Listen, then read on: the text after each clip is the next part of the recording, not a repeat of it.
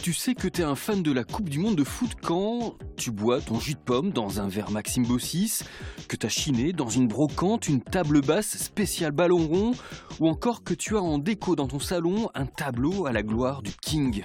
Le dessinateur, Guillaume Bouzard, remplit tous ces critères. Et pendant la Coupe du Monde, ses éditeurs savent qu'ils n'auront pas ses planches à l'heure, car Bouzard dissèque le carré vert.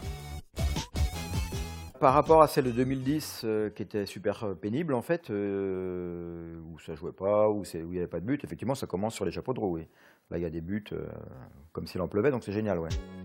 Guillaume Bouzard aime tellement le football qu'il dessine régulièrement sur ce thème, et des journaux comme Libération ou SoFoot adorent faire appel à sa plume tacleuse.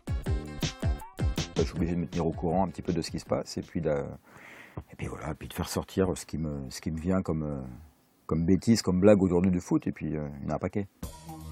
Pour la Coupe du Monde au Brésil, il a participé à un numéro spécial avec toute l'équipe de Fluide Glacial, un mondial d'humour et de BD où par exemple les albums Panini sont détournés sans ménagement.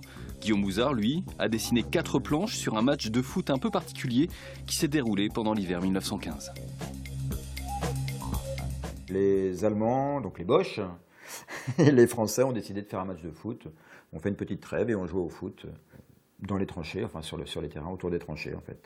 Donc c'est une histoire qui était plutôt jolie en fait. Donc voilà, ça raconte un peu ça. Les chroniques footballistiques de Guillaume Bouzard sont également compilées dans plusieurs albums, histoire de lire un peu entre deux matchs de la Coupe du Monde.